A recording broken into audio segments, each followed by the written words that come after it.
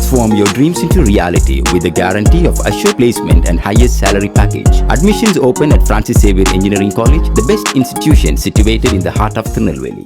மக்களவை தேர்தலை ஒட்டி தமிழ்நாட்டில் உள்ள வாக்கு எண்ணும் மையங்களில் இறுதிக்கட்ட ஏற்பாடுகள் முழுவீச்சில் நடைபெற்று வருகின்றன.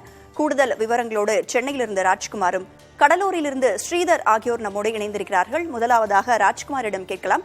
ராஜ்குமார், சென்னையில 3 வாக்கு எண்ணும் மையங்கள் இருக்கு. அங்க என்னென்ன பாதுகாப்பு ஏற்பாடுகள், என்னென்ன பணிகள்லாம், கூடுதல் வசதிகள் என்னென்ன செய்யப்பட்டிருக்கு தற்போது வரைக்கும்?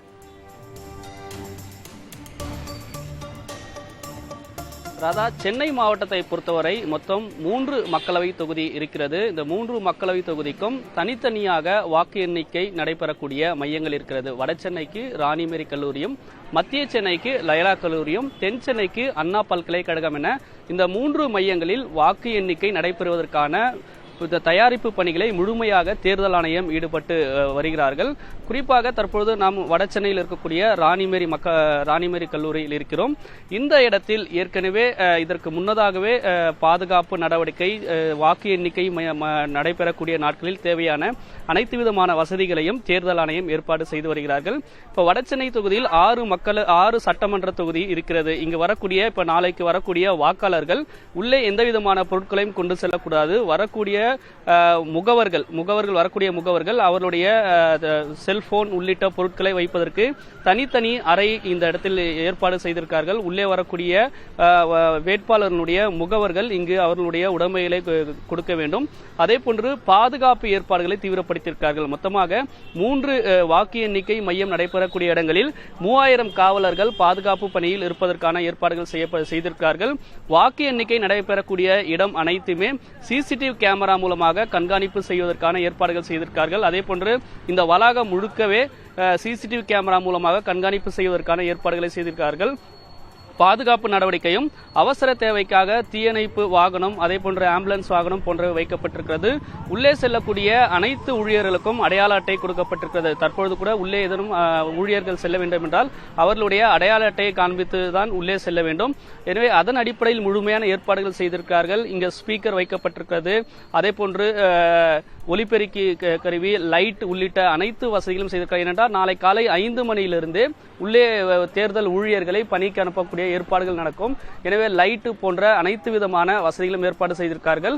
அதே போன்று வாகனங்கள் தனித்தனியாக பார்க்கிங் வசதி இருப்பதற்கான ஏற்பாடுகளையும் தேர்தல் ஆணையம் செய்திருக்கிறது. ஏனென்றால் வேட்பாளர்களுடைய முகவர்கள் அதிக அளவுக்கு வருவார்கள். தேர்தல் பணியில் இருக்கக்கூடிய ஊழியர்கள், காவலர்கள், அதே போன்ற ஊடகத்தினர் என நாளை வரக்கூடிய எண்ணிக்கை அதிகமாக இருக்கும். எனவே அவர்கள் தனித்தனியாக வாகனத்தை நிறுத்துவதற்கான ஏற்பாடுகளையும் செய்திருக்கிறார்கள். இன்றைய தினம் பொறுத்தவரை சென்னை மாவட்டத்தினுடைய தேர்தல் அலுவலர் ராதாகிருஷ்ணன் மற்றும் காவல் ஆணையர் சந்தீப் ராய் ரத்தோர் உள்ளிட்டோர் பாதுகாப்பு பணிகளை ஆய்வு செய்வதற்கான ஏற்பாடுகளை செய்ய இருக்கிறார்கள். எனவே நாளை வாக்கு எண்ணிக்கை நடைபெற இருக்கக்கூடிய அனைத்து விதமான பாதுகாப்பு ஏற்பாடுகளும் வாக்கு எண்ணிக்கை மையத்தில் தேவையான அனைத்து நடவடிக்கைகளை மேற்கொள்கிறார்கள். குறிப்பாக 3 தொகுதிகளிலும் தனித்தனியாக தேர்தல் நடத்தக்கூடிய அலுவலர்கள், IAS அதிகாரிகள் இருக்கிறார்கள்.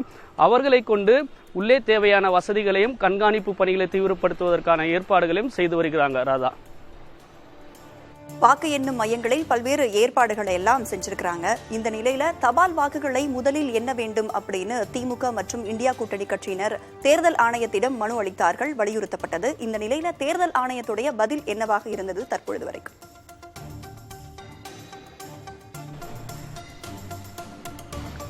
தமிழகத்தை பொறுத்தவரை தமிழக தலைமை தேர்தல் அதிகாரி சத்யபிரதா சாஹூ 39 மக்களவை தொகுதிக்கும் நாளை வாக்கு எண்ணிக்கை நடைபெற இருக்கக்கூடிய நிலையில் ஏற்கனவே அதற்கான ஆலோசனை கூட்டமும் நடத்தியிருக்கிறார். குறிப்பாக இணைய வழியாக வாக்கு எண்ணிக்கையின் போது நடைபெற்ற வேண்டிய நடைமுறைகள் குறித்தும், அதே போன்று உதவி தேர்தல் அலுவலர்கள் என்ன நடவடிக்கைகளை மேற்கொள்ள வேண்டும் என்ற அனைத்து நடவடிக்கையும் கடந்த 2 வாரமாக காணொலி காட்சி வாயிலாக தமிழக தலைமை தேர்தல் அதிகாரி சத்யபிரதா சாஹூ அதற்கான ஆலோசனை கூட்டத்தை நடத்தியிருக்கிறார். குறிப்பாக வாக்கு எண்ணிக்கை நடைபெறும் பொழுது தேர்தல் ஆணையம் கொடுத்திருக்கக்கூடிய வழிகாட்டுதல் அடிப்படையில் தான் அனைத்து விதமான நடவடிக்கைகளும் பின்பற்றப்படும் என்று தெரிவித்திருக்கிறார். குறிப்பாக இன்று காலை சென்னை மாவட்டத்தினுடைய தேர்தல் அலுவலர் ராதாகிருஷ்ணன் செய்தியாளர் பேசும்பொழுது காலை இவிஎம் மிஷினுடைய வாக்கு எண்ணிக்கை நடைபெறுவதற்கு முன்னதாகவே தபால் வாக்குகளை எண்ணுவதற்கான பணியை மேற்கொள்வார்கள் என்ற தேர்தல் ஆணையம் அதற்கான வழிகாட்டுதல் செய்திருக்கக்கூடிய நிலையில் அந்த நடைமுறையை பின்பற்றப்படும் என்று சென்னை மாவட்ட தேர்தல் அலுவலர் ராதாகிருஷ்ணனும் தெரிவித்திருக்காங்க. நன்றி ராஜ்குமார். சென்னை தொடர்பான விவரங்களை வழங்கியமைக்கு நன்றி. அடுத்ததாக ஸ்ரீதரிடம் கேட்கலாம். கடலூர்ல என்னென்ன முன்னேற்பாடுகள்லாம் செஞ்சிருக்கிறாங்க, எத்தனை நுண்பார்வையாளர்கள் பணியாளர்கள்லாம் ஈடுபடுத்த போறாங்க, மேலும் வெயிலில் பாதிக்காத வகையில் அதிகாரிகளுக்கு கூடுதல் வசதிகள்லாம் என்ன செஞ்சிருக்கிறாங்க? கடலூர் நாடாளுமன்ற தொகுதியின் வாக்கு எண்ணிக்கை மையம் வெள்ளி கடற்கரை, அதாவது தேவனாம்பட்டினம் பெரியார் அரசு கலைக்கல்லூரியில் அமைக்கப்பட்டிருக்கிறது. இதன் காரணமாக நாளை வெள்ளி கடற்கரைக்கு பொதுமக்களோ சுற்றுலா பயணிகளுக்கோ வருவதற்கு தடை விதிக்கப்பட்டது.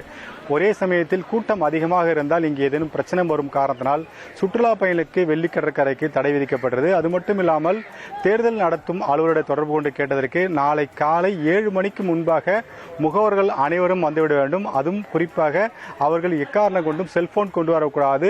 அவர்களுக்கு அனுமதி வழங்கப்பட்ட இந்த ஃபார்ம் 18 மற்றும் அனுமதி வழங்கப்பட்ட அடையாள அட்டை மட்டுமே கொண்டு வர வேண்டும். மற்ற எந்த பொருட்களும் கொண்டு வரக்கூடாது என்ற தகவலை தெரிவித்திருக்கிறார்கள். அதே சமயத்தில் 350 பேர் அலுவலர்கள் தேர்தல் அந்த வாக்கு எண்ணும் மையத்திற்கு பணியாற்றுவதற்காக 350 அலுவலர்கள் இருக்கிறார்கள். இந்த நாடாளுமன்ற தொகுதியில் 6 சட்டமன்றம் இருக்கிறது. இந்த 6 சட்டமன்றத்திற்கும் ஒவ்வொரு சட்டமன்றத்திற்கும் ஒரு ஏஆர்ஓ நியமிக்கப்பட்டிருக்கிறார்கள். அவர்களுக்கு மட்டுமே செல்போன் அனுமதிக்கப்படுவது. காரணம், இந்த ஆப் மூலியமாக இதை பதிவு செய்வதற்காக அவர்கள் மட்டுமே செல்போன் கொண்டு வர வேண்டும். மற்ற யாரும் செல்போன் கொண்டு வரக்கூடாது. இன்னும் சொல்ல போனால் செய்தியாளர்கள் கூட செல்போனை உள்ளே கொண்டு வரக்கூடாது. மீடியா சென்டரில் மட்டுமே வைத்திருக்க வேண்டும். உள்ளே வாக்கு எண்ணும் மையத்திற்கு கேமராக்கள் மட்டுமே அனுமதிக்கப்படும். எக்காரணம் கொண்டும் செல்போன் அனுமதிக்க மாட்டோம் என சரியாக தெரிவித்திருக்கிறார்கள். அதேபோல் கடலூரில் இருக்கும் இந்த வாக்கு எண்ணும் மையத்தை சுற்றி 650 போலீசார் குவிக்கப்பட உள்ளதாக காவல்துறை தரப்பில் சொல்லப்படுகிறது. எக்காரணம் கொண்டும் கூட்டமாக இங்கு யாரும் வரக்கூடாது. 100 மீட்டருக்கு முன்பாகத்தான் வாகனங்கள் நிறுத்தப்பட வேண்டும். அதுவும் குறிப்பாக அவர்கள் அடையாள அட்டை வைத்திருந்தால் மட்டுமே உள்ளே அனுமதிக்கப்படுவோம். அவர்களும் 7 மணிக்கு முன்பாகவே உள்ளே வந்துவிட வேண்டும் என்ற ஒரு தகவலை தெரிவித்திருக்கிறார்கள். அது மட்டுமில்லாமல் மாவட்டம் முழுவதும் 1800 போலீசார் பாதுகாப்பு பணியில் ஈடுபடுத்தப்பட்டுள்ளதாக காவல்துறை தரப்பில் சொல்லப்படுகிறது. குறிப்பாக உள்ளே சென்ற பிறகு யாரும் மீண்டும் வெளியே வரக்கூடாது. காலை உணவு மதிய உணவு கூட நாங்களே ஏற்பாடு செய்திருக்கிறோம். உள்ளே சென்றவர்கள் மீண்டும் வெளியே சென்றால் திரும்ப அவர்களை சோதனை செய்து உள்ளே அனுப்பும் நிலை ஏற்படும்.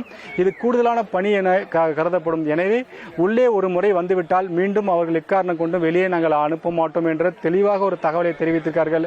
அதற்கான ஏற்பாடுகளை இன்று அனைத்து கட்சி கூட்டத்திலையும் அவர்களுக்கு அறிவுறுத்த திட்டமிடப்பட்டிருக்கிறது. குறிப்பாக மாவட்ட ஆட்சியரும் தேர்தல் நடத்தும் அலுவலருமான அருண் தம்புராஜ் இந்த தகவல்களை தெரிவித்திருக்கிறார். அனைத்து அரசியல் கட்சிகளும் குறிப்பாக கடலூர் நாடாளுமன்றத்தை பொறுத்தவரைக்கும் 19 வேட்பாளர்கள் கலைத்திருந்தார்கள். அவர்கள் 19 பேரும் முகவர்கள் 7 மணிக்கு முன்பாக வர வேண்டும். காரணம், அவர்களை சோதனை செய்வதற்கு நீண்ட காலம் எடுக்கும் என்ற காரணத்தினால் 7 மணிக்கு முன்பாக வந்துவிட வேண்டும் என்ற தகவலை தெரிவித்திருக்கிறார். 8 மணிக்கு தபால் வாக்குகள் எண்ணப்படும். 8:30 மணிக்கு இவிஎம் திறக்கப்பட்டு எண்ணப்படும் என்ற தகவலை தெரிவித்திருக்கிறார்.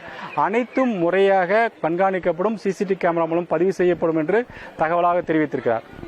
18வது மக்களவைத் தேர்தலுக்கான வாக்கு எண்ணும் மையங்களில் இறுதிக்கட்ட ஏற்பாடுகள் மும்முரமாக நடைபெற்று வருகிறது. கடலூரிலிருந்து விவரங்களை வழங்கியமைக்கு நன்றி Sridhar. Transform your dreams into reality with the guarantee of assured placement and highest salary package. Admissions open at Francis Xavier Engineering College, the best institution situated in the heart of Tirunelveli.